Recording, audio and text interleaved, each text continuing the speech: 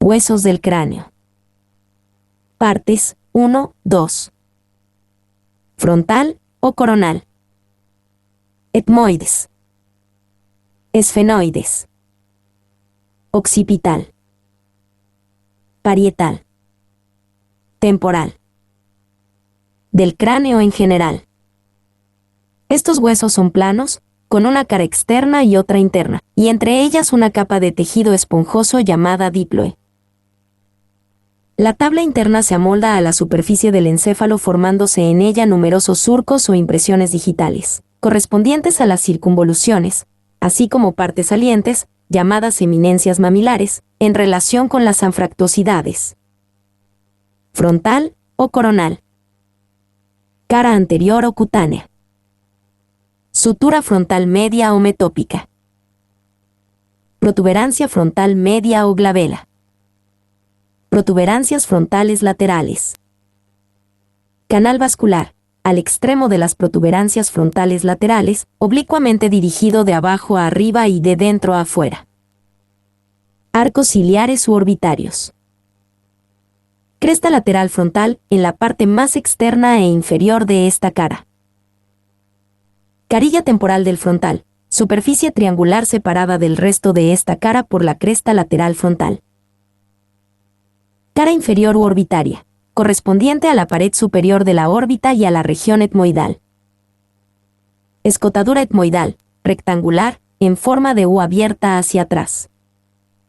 Espina nasal del frontal. Cresta cervical, que articula con la cresta etmoidal y separa dos canales que forman parte de la bóveda de las fosas nasales.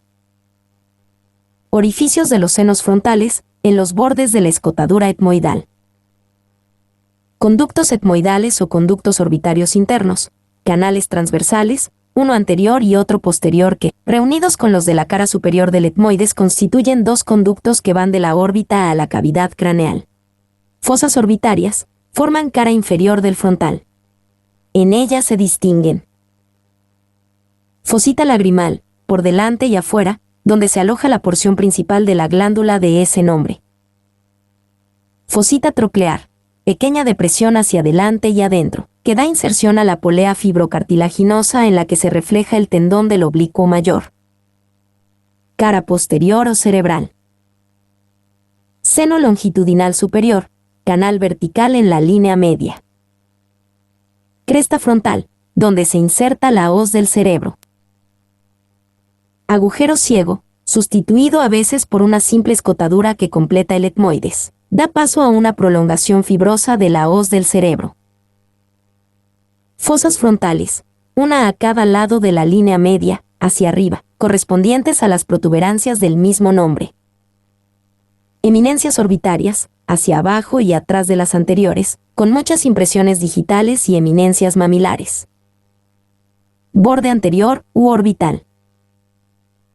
Escotadura nasal, superficie extremadamente irregular y en el centro. Articula por su porción central con los huesos propios de la nariz, y por sus partes laterales, con la apófisis ascendente del maxilar superior. Arcos orbitarios, gruesos por la parte interna y delgados y cortantes por la externa. Escotadura o agujero supraorbitario, en el tercio superior de los arcos, por el que pasa el nervio frontal externo o supraorbitario. Apófisis orbitaria interna, ancha y delgada, se articula con el borde superior del unguis y apófisis ascendente del maxilar superior. Apófisis orbitaria externa, mucho más gruesa y resistente, se une con el ángulo superior del hueso malar. Borde superior, se articula con el borde anterior de los parietales. Borde posterior, o esfenoidal, es casi recta. Interrumpido en su parte media por la escotadura etmoidal, el borde posterior del frontal se articula, en todos sus otros puntos, con las pequeñas alas del esfenoides. Carilla triangular, en la unión del borde posterior con el superior. Conformación interior, senos frontales, por encima y a los lados de la escotadura nasal. Estas dos cavidades se abren en las fosas nasales, en el meato central, por medio del infundíbulum etmoidal. Están separados por un tabique anteroposterior. Por su porción externa, el suelo corresponde a la órbita. Etmoides. Forma parte de la base del cráneo y contribuye a formar parte de las órbitas y de las fosas nasales. Lámina vertical, dividida por la lámina horizontal en dos porciones, superior e inferior. Porción superior, apófisis cristagalli, por encima de la lámina horizontal, muy fuerte y resistente, sostiene la pared posterior de los senos frontales. Su base descansa sobre la lámina horizontal y se confunde con ella. Su vértice presta inserción a la hoz del cerebro. El borde posterior, delgado, rectilíneo, oblicuamente dirigido de arriba a abajo y de delante a atrás, corresponde a la gran cisura interhemisférica del cerebro. El borde anterior, más grueso y casi vertical, se articula con el frontal y completa comúnmente el agujero ciego de ese hueso. Porción inferior, constituida por la lámina perpendicular del etmoides. Contribuye a separar una de otra las fosas nasales y ofrece en sus dos caras una serie de pequeños canales, donde se alojan los vasos y nervios destinados a la mucosa olfatoria. Lámina horizontal, cuadrilátera, más prolongada de delante a atrás que en sentido transversal. La apófisis cristagalli la divide en dos mitades, una derecha y otra izquierda. Canales olfatorios, excavaciones transversales de la lámina horizontal, sirven de receptáculo, en sus 3/4 anteriores a los bulbos olfatorios.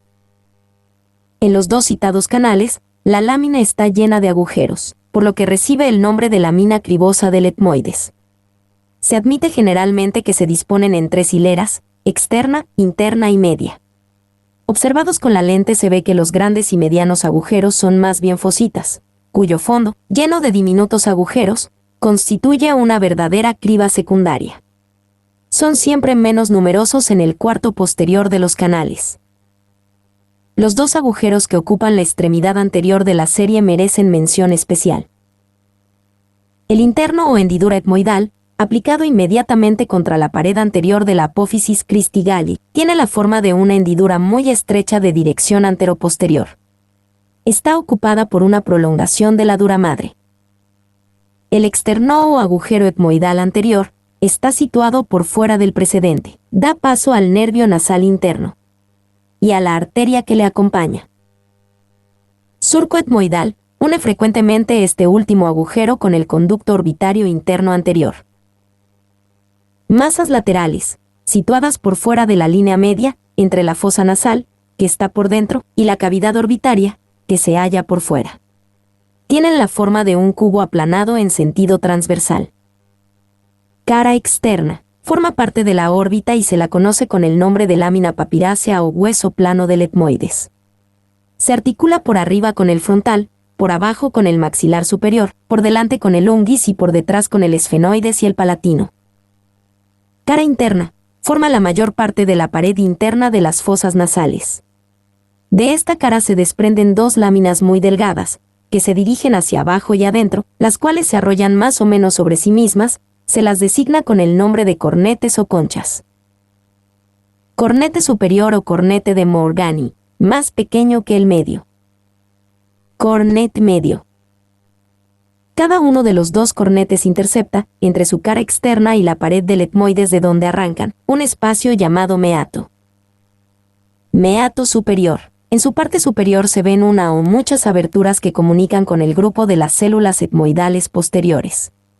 Meato medio. Aquí se abren las células etmoidales anteriores y los senos frontales, que desembocan en la parte anterior y superior. Cara superior, situada casi a nivel y por fuera de la lámina cribosa. Presenta en toda su extensión semicélulas muy irregulares que completan las semiceldillas correspondientes del frontal. Ofrece dos canales transversales, que unidos con los análogos situados a cada lado de la escotadura etmoidal del frontal constituyen dos conductos. Son los conductos etmoidales o conductos orbitarios internos, distinguidos en anterior y posterior. Infundíbulo, situado a cada lado de la apófisis cristagalli, de la cual está separado por la lámina cribosa. Tiene forma de embudo, ancha en su abertura superior y se estrecha a medida que desciende. Se halla cubierto por arriba por la abertura del seno frontal, a la que continúa. Canal del infundíbulo. Canal que sigue la abertura del infundíbulo en el meato medio por un orificio redondo u ovalado. Cara inferior. Borde inferior del cornete medio. Meato medio. Superficie rugosa, que articula con el maxilar superior. Apófisis unciforme, lámina ósea muy delgada, que arranca de la parte anterior del meato medio, dirigiéndose de delante a atrás a lo largo del mismo, por su extremidad inferior, más o menos retorcida hacia afuera, desciende hasta el cornete inferior, para articular con la apófisis etmoidal del mismo. Cara anterior, presenta cavidades o semiceldillas, que son completadas por delante por el hueso unguis. Cara posterior, se articula con el cuerpo del esfenoides y con la apófisis orbitaria del palatino. Se encuentran, además, una o dos semiceldillas que se completan por las células correspondientes del esfenoides. Conformación interior, celdillas etmoidales. El etmoides está casi exclusivamente formado por tejido compacto. El tejido óseo forma laminillas muy delgadas que circunscriben un sistema de cavidades conocidas como celdillas etmoidales, cuyo conjunto constituye el laberinto etmoidal. Estas células pueden dividirse en dos grupos, anterior y posterior.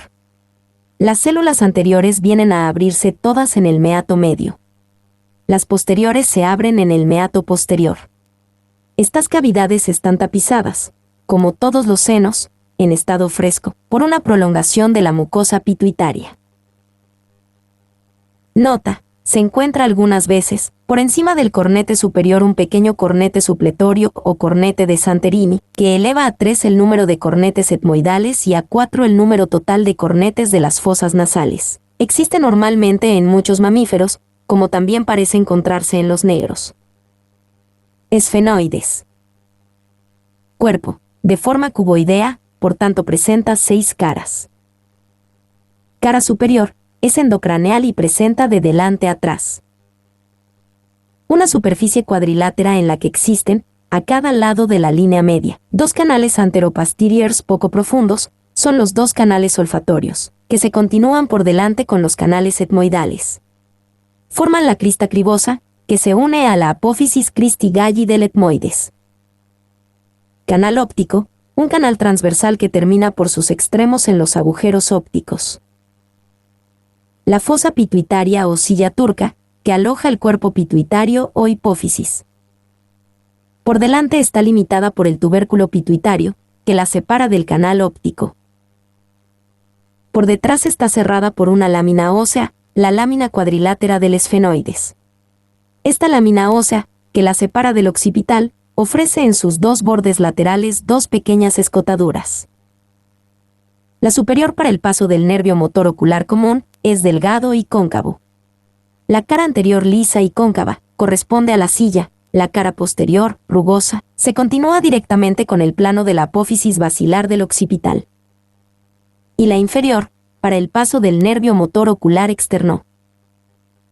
La silla turca está limitada en sus 4 ángulos por 4 eminencias, conocidas con el nombre de apófisis clinoides. Las 2 anteriores forman parte de las alas menores y están situadas detrás de los agujeros ópticos. Las posteriores son los ángulos libres de la indicada lámina cuadrilátera. A veces existe una apófisis clinoides media. Cara inferior. Cresta inferior del esfenoides, en el centro. Se dirige hacia adelante, y al unirse con la cara anterior, hace eminencia en forma de espolón. Es el pico o rastrum del esfenoides.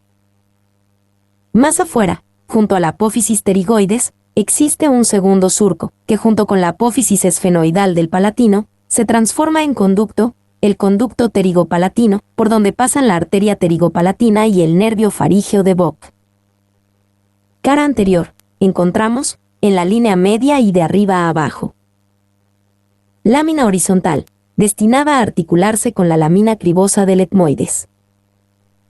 Cresta vertical, articulada con el borde anterior de la lámina perpendicular del etmoides, forma la cresta del esfenoides, se une por abajo con la cresta de la cara inferior para formar el pico. A los lados de la cresta media, encontramos sucesivamente, de dentro a fuera. Canal vertical, que forma parte posterior de la bóveda de las fosas nasales.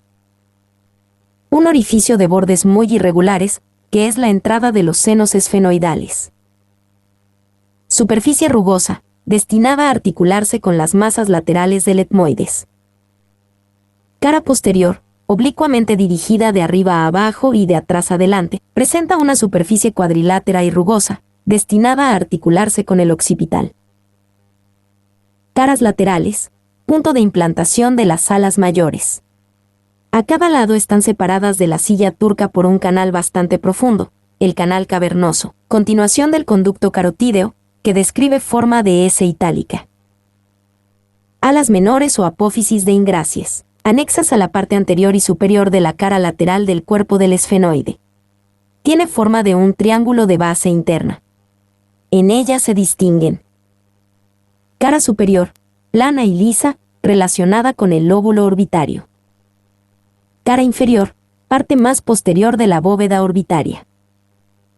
Borde anterior, ligeramente cóncavo y cortante hacia afuera, se redondea por su parte interna para terminar en la apófisis clinoides anterior. El vértice, terminada en una punta muy aguda, conocida con el nombre de apófisis ensiforme o sifoides. La base, soldada al cuerpo del esfenoides, se halla atravesada por un agujero, el agujero óptico o conducto óptico, que da paso al nervio óptico y a la arteria oftálmica. Alas mayores, arrancan de las paredes laterales del cuerpo del esfenoides. Caras. Cara posterior, cóncava, endocraneal, por tanto, con impresiones digitales y eminencias mamilares. Cara anterior, u orbitaria, cuadrilátera y bastante plana. Cara externa, está dividida por detrás por una cresta anteroposterior, la cresta esfenotemporal, en dos porciones, una superior y una inferior.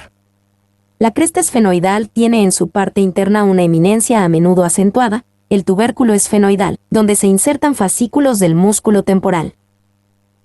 Bordes. Borde anterior, delgado e irregularmente dentado, se articula con el hueso malar. Borde externo, se articula con la porción escamosa del temporal.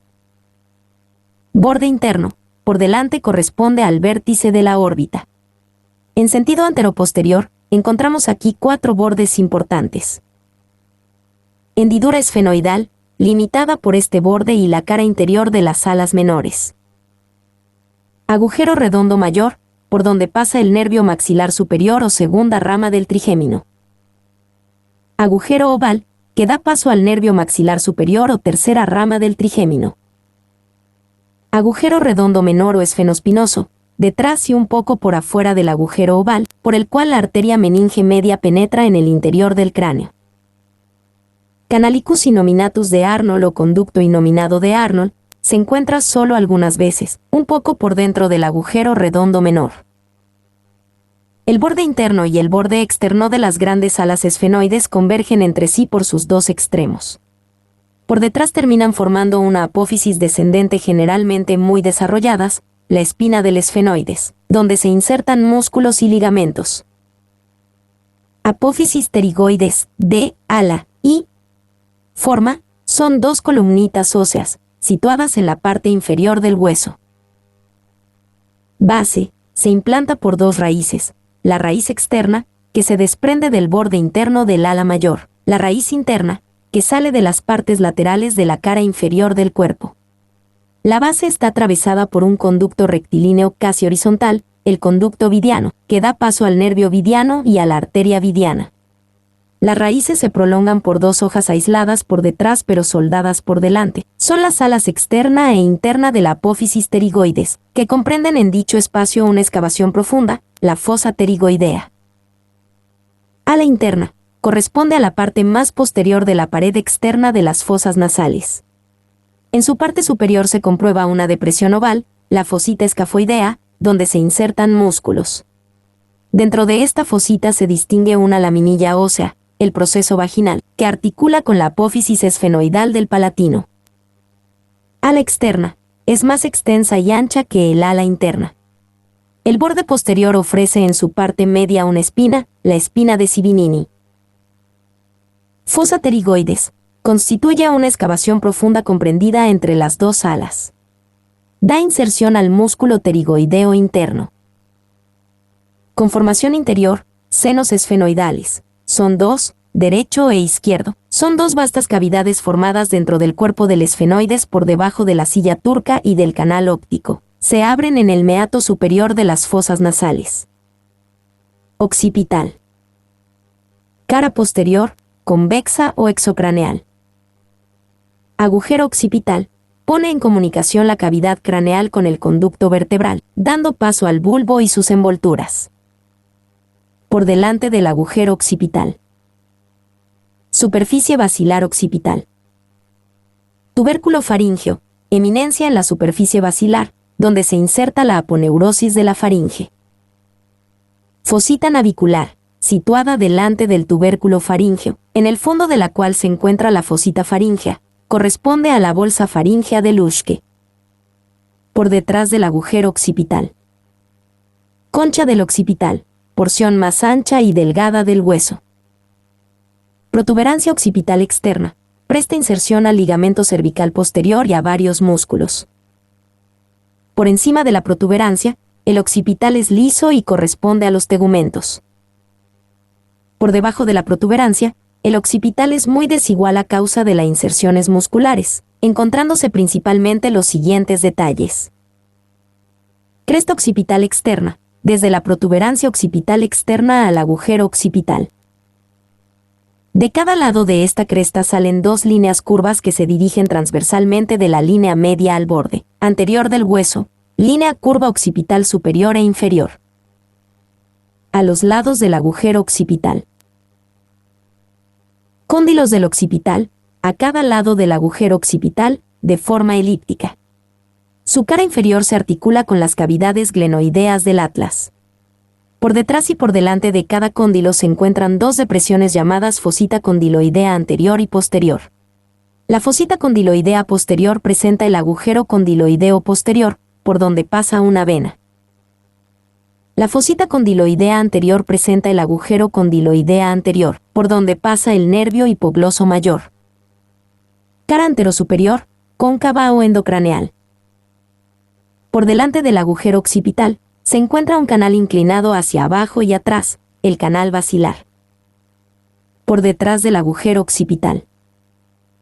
Vemos 4 depresiones, conocidas como fosas occipitales, se distinguen en inferiores y superiores, 2 inferiores o cerebelosas y 2 superiores o cerebrales. Protuberancia occipital interna, separa las distintas fosas, situada delante de la protuberancia occipital externa. Cresta occipital interna, separa las fosas cerebelosas entre sí. Presta inserción a la hoz del cerebro. Canal lateral, canal transversal que separa cada fosa cerebral de la fosa cerebelosa del mismo lado. A los lados del agujero occipital, se encuentra el agujero condíleo anterior. Bordes. Bordes parietales. Están provistos de largos dentellones que engranan con los del parietal, con el que forman la sutura lamboidea. Bordes temporales. Se dirigen hacia abajo y adentro. Están divididos en 2 partes por una gran eminencia. La apófisis yugular, que presenta hacia afuera una carilla rugosa, destinada a articularse con una carilla semejante de la porción petrosa del temporal. Su porción delantera ofrece una escotadura de borde liso, la escotadura yugular. Ángulos. Ángulo superior. Ángulo inferior, se articula con el cuerpo del esfenoides. Ángulos laterales, corresponden al punto de unión del parietal con el temporal. Conformación interior, normalmente falta el tejido esponjoso a nivel de las fosas occipitales, pero forma una capa relativamente gruesa en los bordes, entre las 2 protuberancias interna y externa, en los cóndilos, en el contorno del agujero occipital y en la apófisis basilar. El occipital se articula con 6 huesos, por delante con el esfenoides, por arriba con los 2 parietales, a los lados con los 2 temporales, y por abajo, con el atlas. Parietal. Así llamado, de paris, pared, porque forma la mayor parte de las paredes del cráneo. Cara externa o exocraneal. Eminencia parietal, en el centro. Líneas temporales, líneas curvas, semicirculares. La inferior presta inserción al músculo temporal y la superior presta inserción a la aponeurosis de este músculo. Cara interna o endocraneal, inundada de impresiones digitales y eminencias mamilares. Fosa parietal, en el centro. Hoja de higuera, sistema de canales ramificados, nace del ángulo anteroinferior del parietal. Muchas veces está transformado en su origen en un conducto completo. Conductos de Pacchioni, fositas o depresiones cerca del borde superior. Bordes. Borde superior, está excavado, en su cara interna, por medio del canal que, unido al medio del lado opuesto, forma un canal completo, canal longitudinal, por el cual corre de delante a atrás el seno longitudinal superior.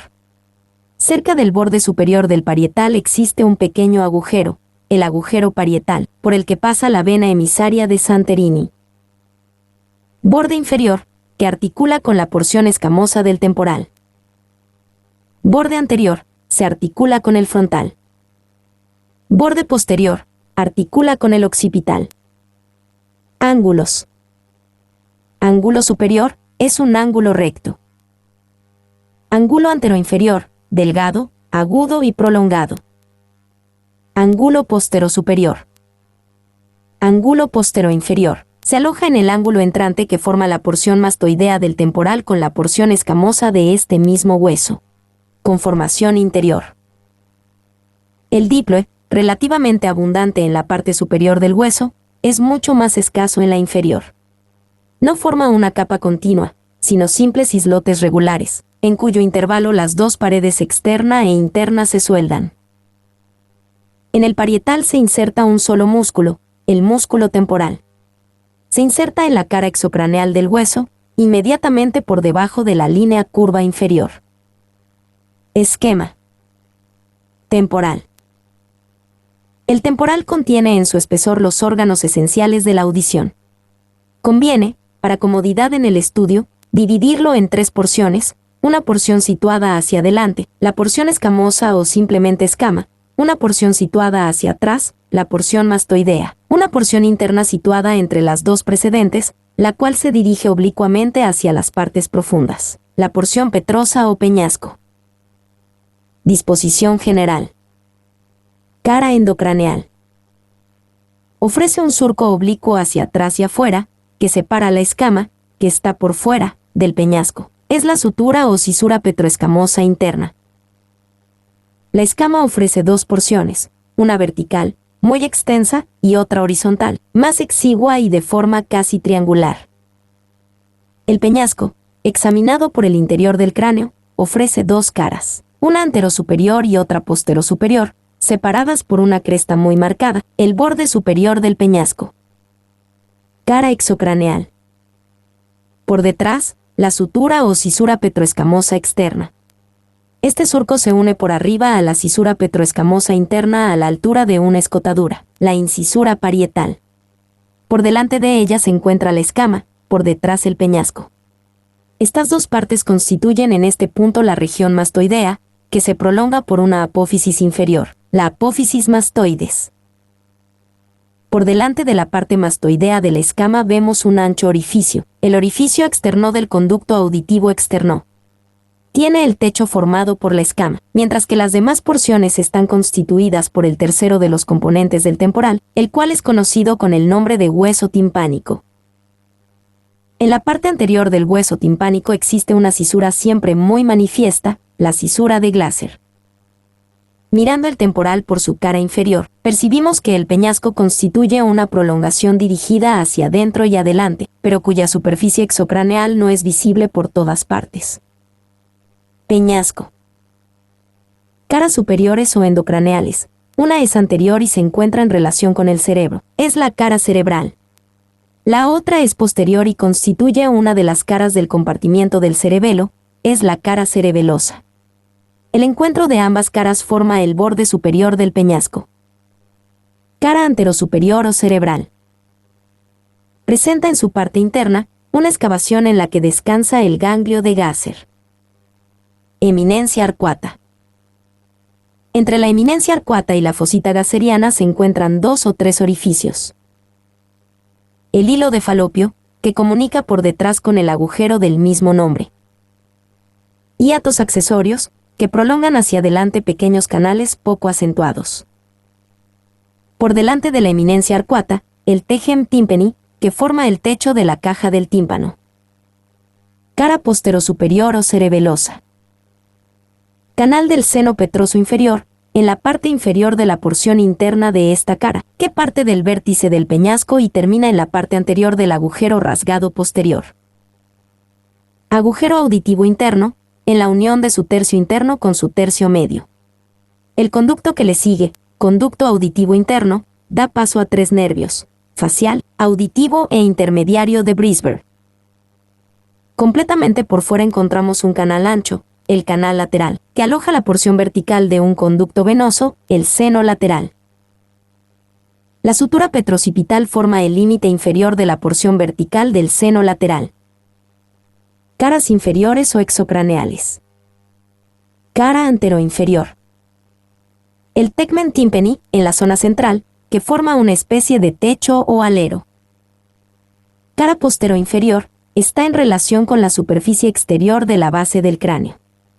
La dividiremos en zona extrema, zona media y zona interna. Zona externa, en ella encontramos la punta de la apófisis mastoides y la cara interna de esta, luego, limitando esta cara, una ranura profunda, la ranura digástrica, en la que se inserta el músculo digástrico. Una apófisis en forma de aguja se desprende hacia adelante y adentro de la apófisis mastoides, la apófisis estiloides. Esta apófisis en realidad pertenece al aparato yoideo. El agujero estilomastoideo, situado en el fondo de una fosita poco profunda que se encuentra por detrás y algo por fuera de la apófisis estiloides. Este agujero es el orificio inferior del acueducto de Falopio, que recorren el nervio facial y la arteria estilomastoidea. Una carita rugosa, la faceta yugular, que se articula con la apófisis yugular del occipital, está situada por detrás del agujero estilomastoideo y de la apófisis estiloides. Zona media, está ocupada por la fosa yugular, situado por dentro de la faceta yugular, que aloja el extremo superior ensanchado en golfo de la vena yugular interna. Zona interna. Orificio inferior del conducto carotídeo, de eje mayor transversal. En su pared interna encontramos el orificio inferior del conducto carótico timpánico, que llega por el otro lado a la parte anteroinferior de la caja timpánica.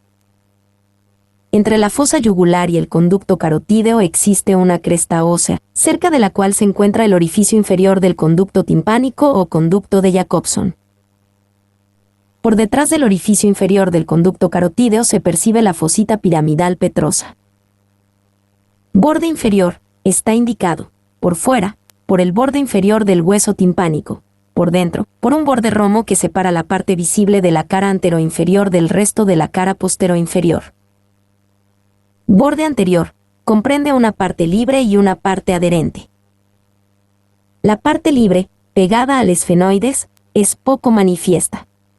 Ofrece por dentro el orificio anterior del conducto carotídeo. Este orificio es completado por delante, por fuera y por dentro por el esfenoides. En este plano se encuentra el canal cavernoso del cuerpo del esfenoides, prolongado hacia atrás y afuera por una delgada laminilla, la língula. La casi totalidad de la parte libre del borde anterior del peñasco está en relación con el ala mayor del esfenoides, de la que está separado por delante por una hendidura irregular, angosta sobre todo por fuera y que constituye el agujero rasgado anterior. Borde posterior, presenta una superficie irregular articulada con la porción basilar del occipital. La fosita petrosa o piramidal, del fondo de la cual parte un pequeño conducto, el acueducto del caracol. En el ángulo externo de la fosa petrosa, una pequeña apófisis espinosa, la espina yugular del temporal. Por fuera de la espina yugular, una escotadura, la escotadura yugular del temporal. La faceta yugular y el canal del seno lateral. Vértice, constituido por el encuentro de los bordes superior, anterior y posterior del hueso. Base, es la única parte superficial del peñasco. Está constituida por la parte posterior de la región mastoidea del temporal. En su parte inferior se puede observar la mayor parte de la apófisis mastoides. Por detrás, Esta zona mastoidea del peñasco es rugosa, destinada a la inserción de músculos poderosos. Está limitada, por detrás, por el borde posterior del peñasco, por delante, por la cisura petroescamosa externa, por arriba, por la incisura parietal, mientras que por detrás se continúa con el borde posterior del peñasco, formando el ángulo posterior del peñasco. Concha o escama. De la parte inferior de la cara externa parte una potente apófisis, la apófisis cigomática. Ella contribuye a separar tres partes, una porción superior vertical, una porción inferior horizontal y una porción posterior por detrás del conducto auditivo externo, o retromeática. Parte vertical de la concha. Cara externa o exocraneal, es convexa y bastante lisa. En ella se observan algunos conductos vasculares poco profundos. Cara endocraneal, está en contacto con la dura madre y corresponde al cerebro. La circunferencia se articula, por delante, con el ala mayor del esfenoides y, por detrás, con el parietal. Porción horizontal de la concha, tiene la forma de un triángulo de vértice interno. Cara superior, cubierta en gran parte por el tegem tympani. Cara inferior, ofrece de delante a atrás. El plano subtemporal, superficie triangular de vértice anterior, con una arista, la cresta temporal, que separa este plano de la porción vertical. El cóndilo del temporal forma parte de la articulación temporomaxilar. La cavidad glenoidea, ancha excavación destinada a articularse con el cóndilo del maxilar inferior. Una cresta transversal, denominada cresta timpánica. Borde anterior, es libre y corresponde al plano subtemporal. A expensas de este borde se forma la sutura temporoesfenoidal. Borde interno, es adherente al peñasco. Vértice, corresponde al extremo interno de la cavidad glenoidea. Porción retromeática de la concha, corresponde exteriormente a la pared posterior del conducto auditivo externo y a la porción anterior de la región mastoidea. Cara externa o superficial, está limitada, por arriba, por la cresta supramastoidea o línea temporalis, que continúa el borde superior del arco cigomático, por detrás, por la cisura petroescamosa externa.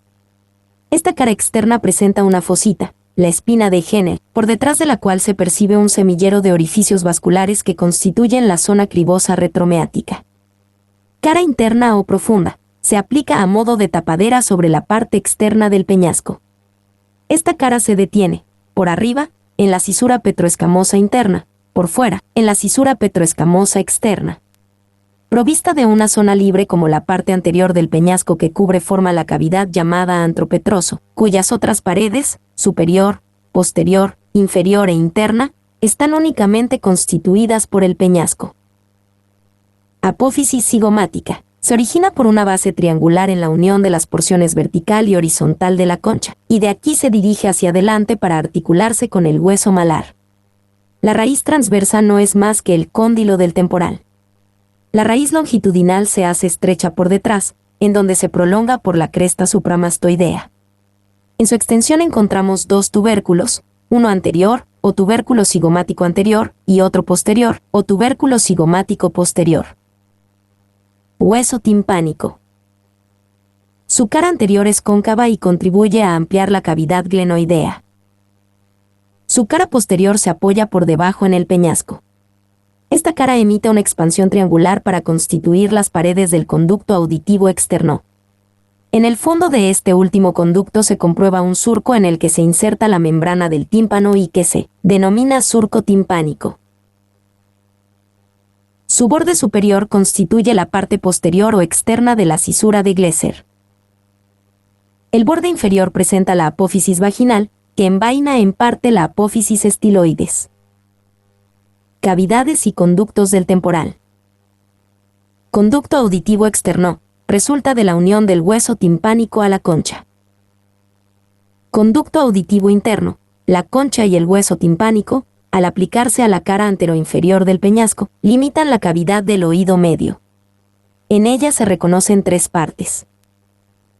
Una parte posteroexterna, el antro petroso. Una parte media, la caja del tímpano o del tambor. Una parte interna tubular y más reducida, la trompa de Eustaquio. Oído interno, está excavado únicamente en el peñasco. Conductos del temporal. Conductos excavados en el peñasco. Conducto auditivo interno. Los dos conductos del músculo del martillo y del músculo del estribo. El conducto de Jacobson. El conducto carótico-timpánico. El conducto carotídeo. El acueducto de Falopio. El o los hiatos de Falopio. El conducto para el ramo auricular del neumogástrico, extendido desde la red externa de la fosa yugular al acueducto de Falopio. Conductos en el interior de las suturas. El conducto posterior de la cuerda del tímpano. Conducto tímpano-petroso. Del cráneo en general. Configuración interior del cráneo. La caja craneal en su configuración interior se divide en dos regiones, bóveda y base. Los límites de estas dos regiones están representados por un plano transversal que pasa por delante de la eminencia frontal media y por detrás por la protuberancia occipital externa. Región de la bóveda. En la línea media y de delante a atrás presenta una parte de la cresta frontal, en la cual viene a insertarse la hoz del cerebro. El canal longitudinal, el cual, siguiendo las suturas mediofrontal y sagital, nos conduce hasta la protuberancia occipital interna, límite posterior de esta región. A los lados de la línea media, siempre de delante a atrás. La fosa frontal. La sutura frontoparietal. La fosa parietal. La sutura parietocipital. Fosa cerebral del occipital. Además, a cada lado de la sutura sagital, el agujero parietal y las depresiones que producen los corpúsculos de Pacchioni. Región de la base. Zona anterior, por detrás está limitada, en la línea media, por el canal óptico, y a los lados, por el borde posterior de las alas menores del esfenoides. Está constituida, en la línea media, por la cara posterior del frontal, la lámina cribosa del etmoides y una parte de la cara superior del cuerpo del esfenoides, a los lados, por las eminencias orbitarias y las alas menores del esfenoides. Zona media. Su límite posterior lo constituyen, en la línea media, el borde superior de la hoja cuadrilátera del esfenoides, a los lados, los bordes laterales de esta misma hoja cuadrilátera y el borde superior del peñasco. Los límites laterales de esta zona están representados por el plano convencional antes indicado que separa la bóveda de la base. A la formación de esta zona concurren el cuerpo del esfenoides, el ala mayor del mismo, la porción escamosa del temporal y la cara anterior del peñasco. Zona posterior, limitado por detrás y a los lados por el plano que separa la base de la bóveda. Está constituida por la vertiente posterior de la lámina cuadrilátera del esfenoides, la cara posterior del peñasco y toda la cara interna del occipital, exceptuando las fosas cerebrales. Configuración exterior del cráneo. Región de la bóveda. En la línea media encontramos la sutura mediofrontal, vemos después la sutura biparietal o sagital, con el agujero parietal y por último la parte más alta de la concha occipital. A los lados encontramos tres eminencias, la eminencia frontal, la parietal y la occipital. Entre estas tres eminencias encontramos las suturas. La primera, sutura frontoparietal o coronal. La segunda, sutura parietoccipital o lamboidea. Región lateral o región temporal. Está limitada, por arriba y atrás por una línea curva, que empieza por delante a nivel de la apófisis orbitaria externa y termina por detrás en la fontanela posterolateral, en el punto en que convergen el temporal, el parietal y el occipital. Esta línea curva puede recibir el nombre de línea temporal. Región de la base. Está circunscrita a cada lado de la línea media por una prolongada línea curva que uniría sucesivamente de delante a atrás, la apófisis orbitaria externa del frontal, el tubérculo cigomático y la apófisis mastoides. Sobre estas líneas curvas encontramos los arcos orbitarios, el borde anterior del ala mayor del esfenoides, la cresta esfenotemporal, la raíz longitudinal de la apófisis cigomática, La línea curva occipital superior.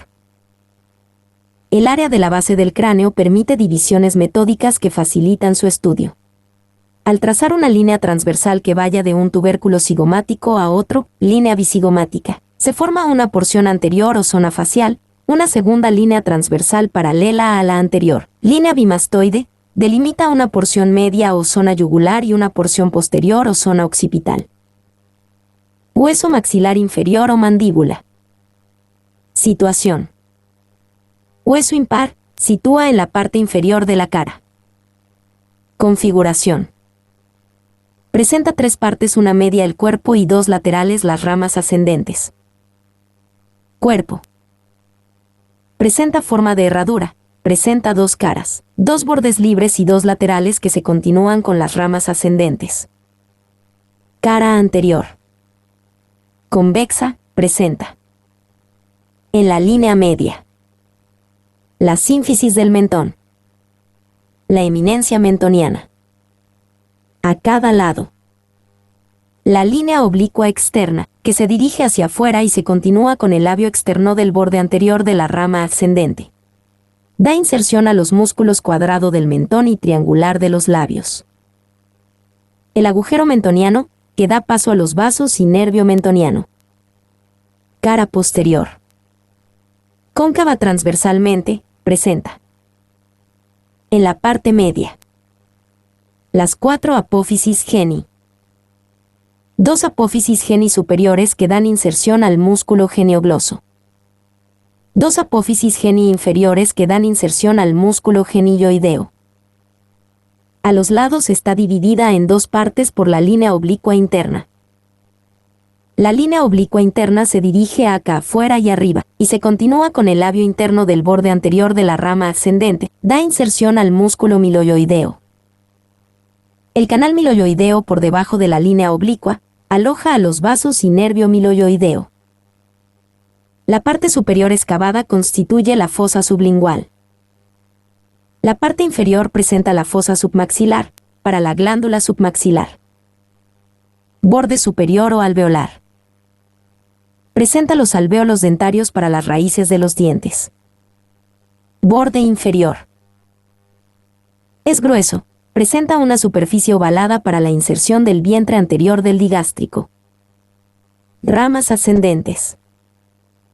Tiene una forma cuadrangular, presenta 2 caras y 4 bordes. Cara externa. Presenta superficies rugosas para la inserción del músculo macetero. Cara interna. Presenta. En la parte inferior superficies rugosas para la inserción del músculo pterigoideo interno.